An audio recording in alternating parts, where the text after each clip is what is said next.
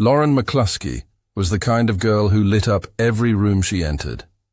At just 21 years old, she had already built a strong reputation as a hard-working and talented student-athlete at Northview University. She was majoring in biology with dreams of becoming a veterinarian one day. Her life was full of structure, early morning runs, late-night study sessions, and weekends spent volunteering at the local animal shelter. She wasn't the type to miss class or disappear without telling someone. That's why, when she didn't show up for her early morning track practice on September 19th, it set off alarm bells almost immediately. Her coach tried calling her cell phone, but it rang only once before going to voicemail. That was unusual. Lauren was known for being punctual, responsible, and dependable. When she didn't respond to texts from her teammates either, the concern quickly grew. Her roommate, who had come back late from the library the night before, said she hadn't seen Lauren in the room the entire night. Her bed was untouched. The only sign she had returned at all was her running bag on the floor and a water bottle on the desk. Everything else looked perfectly normal, as if she had just stepped out for a moment and never returned. The campus police were notified by early afternoon. At first, they treated it as a possible runaway case or a personal decision to take a break. But Lauren's friends and family insisted this was completely out of character. Her parents, who lived in another state, had also not heard from her. She usually called them every night before bed, even if it was just for a minute. When they hadn't received that call, they already knew something was wrong. Campus police began checking her class attendance, her last card swipe into the dorm, and any recent security camera footage. Flyers were printed and handed out all across campus. Friends posted on social media begging for any information. A search party formed quickly, made up of students, staff, and local volunteers. They combed through nearby trails, parking lots, and wooded areas. But there was no sign of Lauren anywhere. What made the situation even more unsettling was the complete silence from her phone and social media accounts. Her phone, normally buzzing with messages and activity, had been off since around 10 p.m. the night before. She hadn't logged into any apps, checked emails, or made any transactions on her bank cards. It was like she had simply vanished into thin air.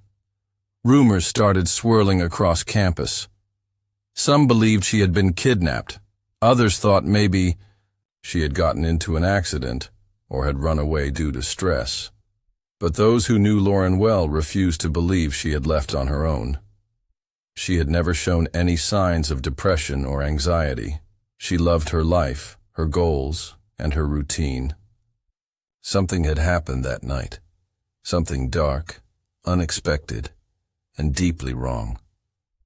The calm and quiet college town that once felt safe was now gripped with fear and confusion, and the mystery of Lauren McCluskey's disappearance was only just beginning. As investigators continued searching for Lauren, they started to dig deeper into her recent personal life. What they uncovered was both surprising and concerning. About 2 weeks before she vanished, Lauren had met someone. Friends recalled that she briefly mentioned dating a man she had met at a grocery store near campus. She described him as older, charming, and very respectful. She never brought him around her friends, and whenever they asked questions, she gave short, vague answers. It wasn't like Lauren to be secretive, but everyone assumed she was just being cautious about a new relationship. Detectives found messages on her phone that gave them their first real lead. Lauren had been texting someone, saved in her contacts as Swan. The conversation started out friendly and flirtatious, but gradually turned serious.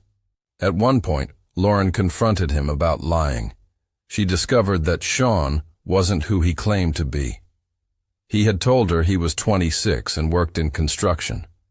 But after doing a bit of digging, Lauren found out his real name was Daniel Royce, and he was 34 years old with a criminal past. She had ended the relationship immediately. Lauren even went as far as reporting Daniel to campus security after the breakup. In the report, she mentioned that he had been following her around campus and sending her messages that made her uncomfortable.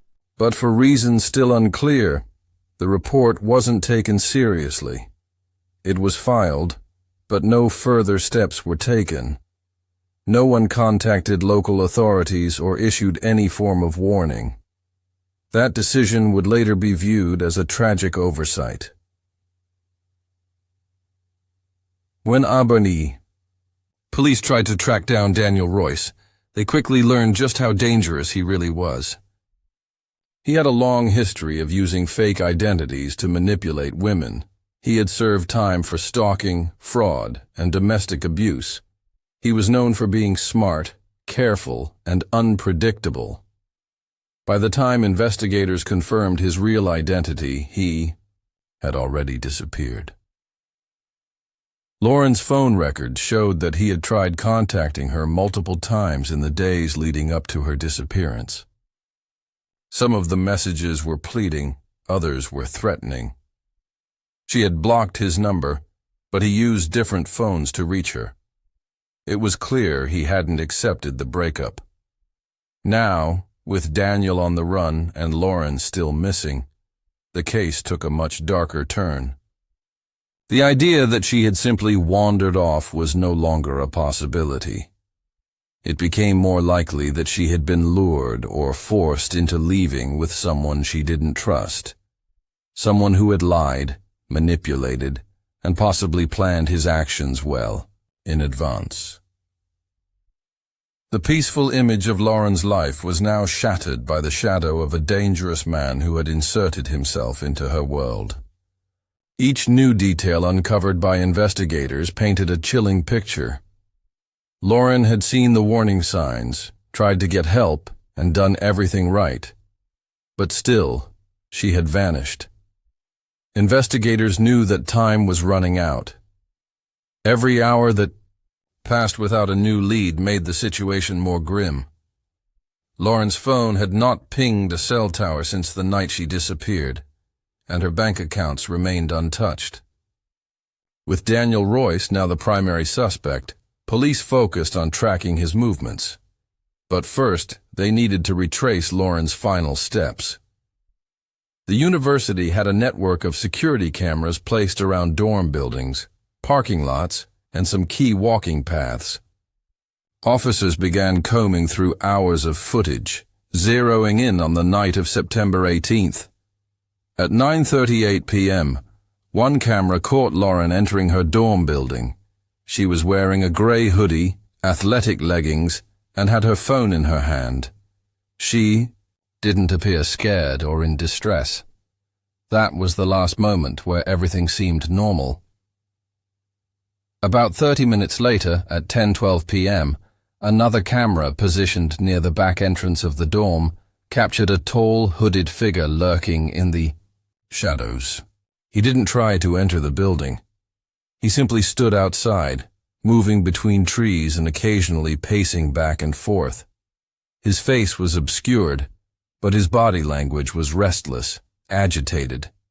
The camera time-stamped him standing there for more than 20 minutes. At 10:43 p.m., Lauren reappeared on camera, exiting the dorm from the back door. She walked with purpose, but her head turned several times, as if checking her surroundings. The hooded man fell into step behind her just moments later. They moved out of frame toward the campus parking lot. That was the last visual evidence anyone had of Lauren. Police officers rushed to the parking lot, hoping to find some overlooked clue. It had already been searched once, but this time, they focused on nearby surveillance cameras from surrounding businesses and traffic poles.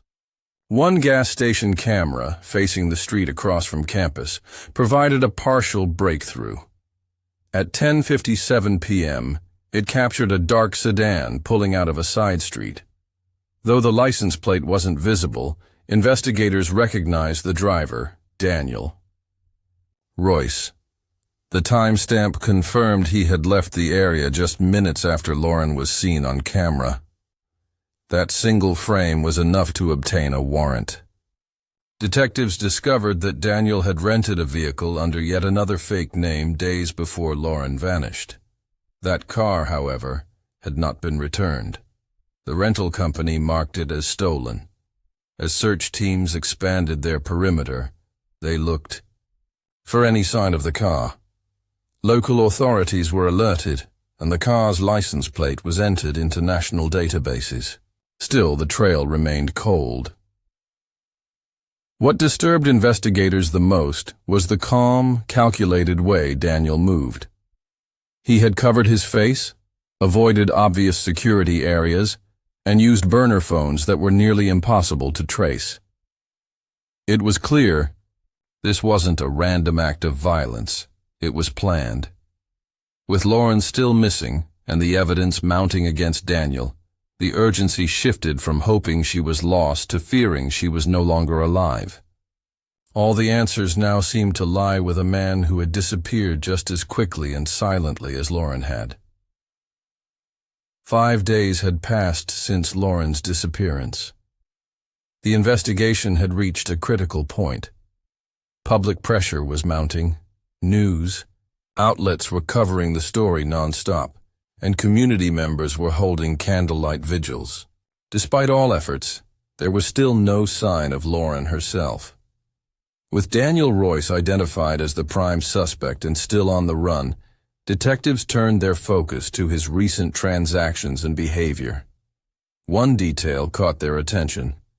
A credit card under one of his many fake identities had been used 2 days after Lauren vanished to rent a storage unit on the outskirts of town. Police quickly obtained a warrant and descended on the facility. The manager confirmed that the man who rented the unit had used the name Michael Grant, but the ID he provided was obviously fake. Surveillance footage showed the man entering the facility just after midnight. He backed a vehicle up to the unit and stayed for nearly 2 hours. When officers opened the unit, they were hit with the smell of bleach. Inside, they found a plastic container filled with cleaning supplies, rubber gloves, rope, and duct tape. Against the back wall was a large black duffel bag. Inside were Lauren's running shoes, a gray hoodie matching the one she was last seen wearing, and her shattered cell phone, wrapped tightly in a towel. Although Lauren herself wasn't in the unit, the evidence was deeply disturbing. It confirmed beyond doubt that she had been taken and that Daniel had gone to great lengths to erase his tracks. Detectives then learned that a second storage unit had been rented just days earlier under yet another alias, using the same credit card number. When officers opened that one, they found nothing but an unplugged industrial freezer with dried blood inside. Crime scene technicians processed both units. Blood samples taken from the freezer matched Lauren's DNA. At this point, the case was no longer classified as a missing person investigation. It was officially a homicide. As police continued to search for Daniel, they also learned more about his disturbing pattern of behavior. He had been arrested multiple times for stalking women and violating restraining orders. In nearly every case, he used fake names to meet women, gain their trust, and isolate them. Lauren was one of several women he had targeted, but she had caught on to his lies quicker than others. That may have made her a threat in his eyes.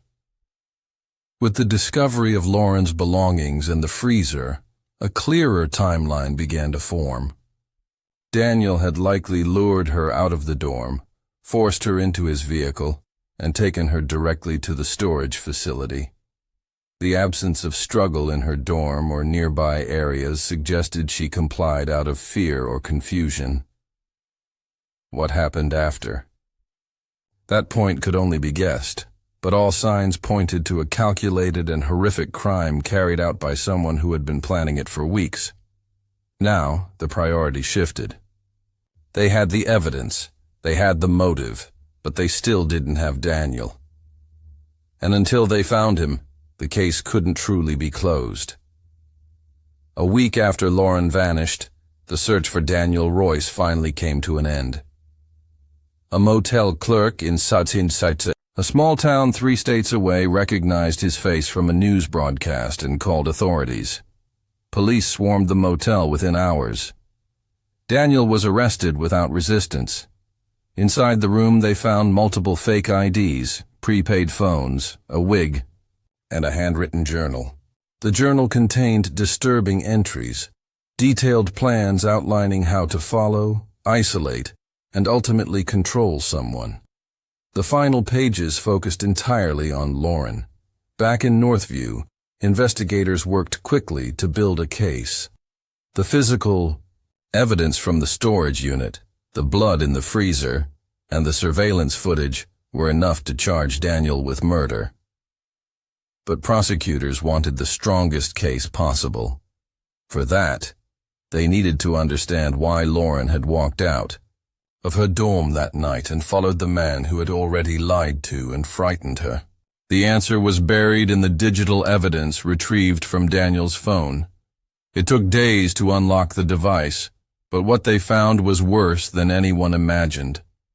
Hidden folders contained hundreds of photos and videos of Lauren, many of them taken without her knowledge. They showed her walking to class, running laps at the track, studying in the library, even sitting in her dorm room. Some had clearly been taken through a window. Daniel had been watching her for weeks, maybe months. There were spreadsheets tracking her schedule and notes about who she spent time with. But one file, a video, stood out. The video was recorded on the night Lauren disappeared. It showed the inside of a car.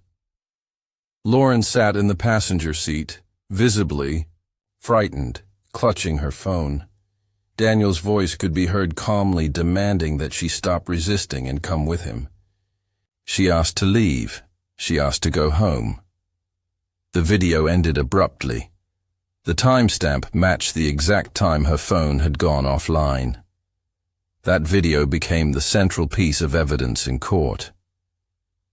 During the trial, prosecutors painted a picture of obsession turned deadly. Daniel Royce had built a fantasy around Lauren. When she discovered his lies and tried to escape, he planned her abduction. He used manipulation, intimidation, and ultimately force. The defense offered no real argument. The evidence was overwhelming. Daniel was found guilty on all counts and sentenced to life in prison without parole. Lauren's parents, devastated but determined, spoke publicly for the first time after the trial.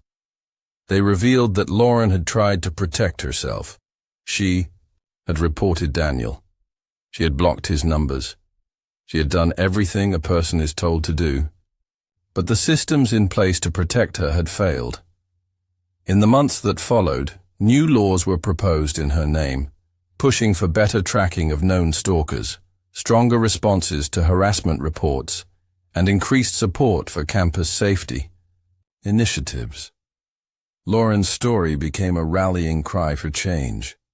Though her life ended far too soon, her voice, her strength, and her courage would never be forgotten. The 2026 Subaru Ascent arrives as a confident evolution of the brand's flagship 3-row SUV, and it's clear that Subaru has been listening to its loyal base of family-focused buyers. From first glance, the Ascent presents a more polished, assertive look than its predecessor. Subaru has redesigned the front fascia with a wider hexagonal grille, flanked by sleek matrix LED headlights that not only improve nighttime visibility, but give the SUV a more premium presence on the road. The C-shaped daytime running lights blend smoothly into the new grille, creating a cohesive and modern look that still maintains the brand's rugged undertone. Its side profile now carries stronger character lines and slightly flared fenders, giving the vehicle a more muscular appearance without compromising aerodynamics or overall length. The rear has also been reimagined with slimmer LED taillights, a more defined rear skid plate, and a hands-free tailgate that feels more seamless in operation. New 20-inch alloy wheel designs complete the look, offering options in gloss black or brushed aluminum, depending on the trim level. Inside, the Ascent reveals a much-needed refinement in materials and layout. The cabin now feels more upscale yet remains unmistakably Subaru in its practical approach. Soft-touch materials line the dash and doors, and premium models feature contrast stitching, real wood accents, and ambient lighting that subtly elevates the driving experience. Seating for 7 or 8 remains with improved ergonomics across all 3 rows.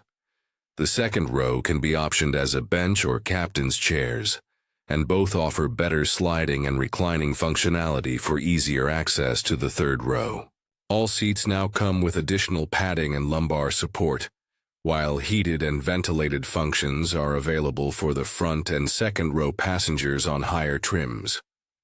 In the third row, Subaru has finally included adjustable air vents and USB-C ports, a long-requested feature by families who frequently travel with full occupancy. The interior technology has taken a major leap forward. A new 12.3-inch central touchscreen now serves as the hub for Subaru's Starlink infotainment system, which is both faster and more intuitive. It supports split-screen multitasking and offers wireless Apple CarPlay and Android Auto as standard, across all trims. Voice commands are more natural thanks to improved speech recognition, and the available Harman Kardon sound system with 14 speakers now includes a subwoofer that adds depth to the in-cabin audio experience. Physical buttons for climate and volume remain, thankfully, keeping user interaction straightforward and safe. Charging options have expanded too, with multiple USB-A and USB-C ports, wireless charging pads, and a new 110V household outlet in the second row. Under the hood, the Ascent retains the 2.4-liter turbocharged Boxer engine, though Subaru engineers have made subtle refinements to improve torque delivery and overall responsiveness. The engine produces 265 horsepower and 270 lb-ft of torque, which feels adequate even when the vehicle is fully loaded with passengers and cargo. Acceleration is smooth, aided by an updated Lineartronic CVT that simulates gear shifts more convincingly and minimizes the rubber band feeling often associated with continuously variable transmissions. The standard paddle shifters provide more control on inclines or during spirited driving. Fuel economy has also seen a small bump, with estimated ratings of 22